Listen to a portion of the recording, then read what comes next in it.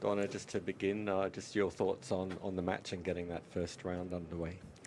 Yeah, it was a tough match today. She's such a tricky opponent, slicing and dicing, moving well, but I was serving really well. Had 38 winners, I've heard, so I'm pretty happy with that. Any questions?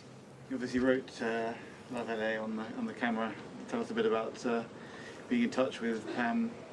Yeah, it's a very difficult situation for her. She's home in LA. Her house is okay for now, but so many have lost everything, and it's a horrible situation. We were doing our preseason in LA this year, so we were just there 2 weeks ago. So I really cannot believe what's happening, and we're very sad that she's not here with us. But yeah. It's sort of, are you playing for her, as it were? I mean, playing for her, yes and no, but you know, we really miss her here, and it's just we're in touch daily, and I hope everything will be okay. Yeah. Hi Donna, I'm from the Danish media Extra Blood. I know you're a good friend of Caroline Wozniacki. She obviously pulled out from the Australian Open. She hasn't played since the US Open. Have you been in touch with her the last few months? Do you know what's going on with her? Because we don't know anything in Denmark. That's funny. We actually had dinner last night together. Yeah, I heard she was here in Melbourne. She's good. She's happy, but for the other things, you'll have to ask her. Do you feel like a different player coming into this season after the season you had last year? I feel like a different person. The year was very, very long, very tough. A lot of things happening on court, off the court. So I feel like things happen in 1 year that maybe sometimes happen in 10 years. So I have a very different perspective on tennis this year, and I'm just really enjoying myself out there. I was very happy to be playing on Margaret court. It's one of my favorite courts, and hopefully I can have a few more matches here.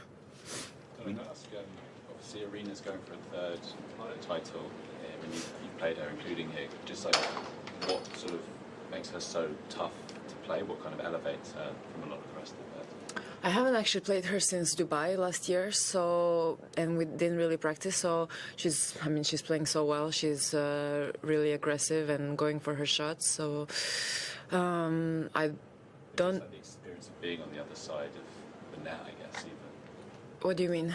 Just like how that feels, whether there's an intimidation, how it feels different compared to playing most other players. Compared to playing her?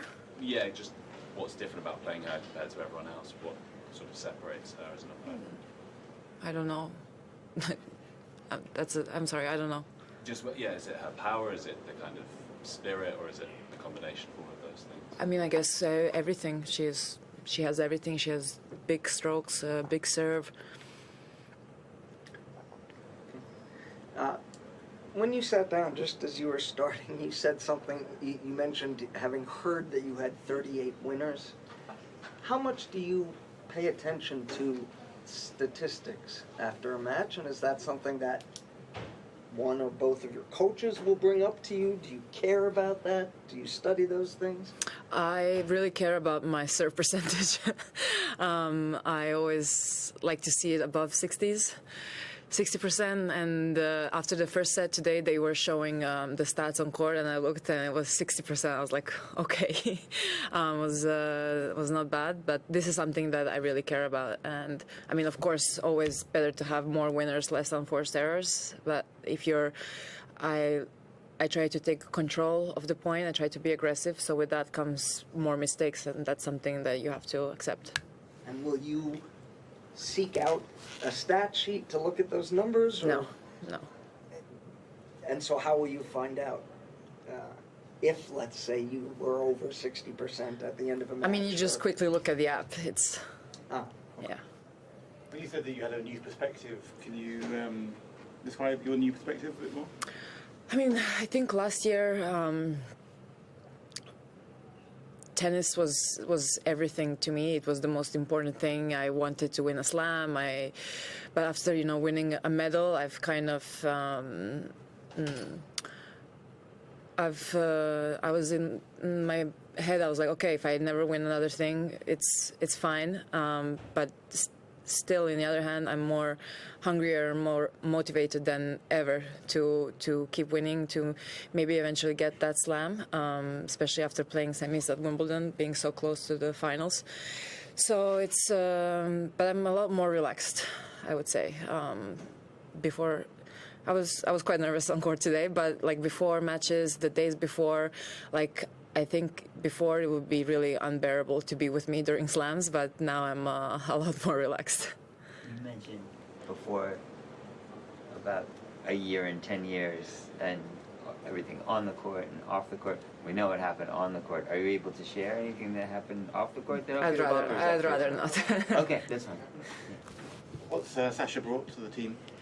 A lot of intensity, good energy. We had a really good preseason. We worked really hard, so I was a little bit upset that I lost first 3 matches of the season. I was like, no, come on, we worked so hard. I was practicing so well. But for me, it doesn't. Even if I lost today, it wouldn't have changed a lot. I think he's a great coach, has a lot of experience, and hopefully we can have some good results together. Anything else? Well, thank you. Thanks. Thank you.